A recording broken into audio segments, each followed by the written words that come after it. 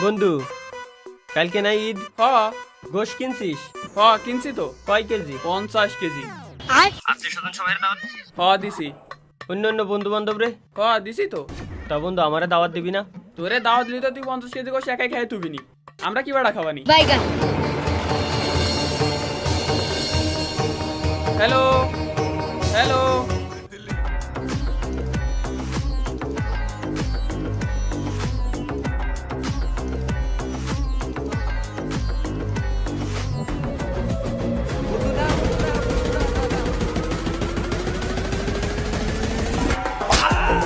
ঈদের দাওয়াত দিবি না?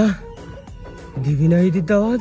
না বন্ধু না, মাগো কালকে তোর ঈদের দাওয়াত দিলাম, কালকে তুই চলে আসিস।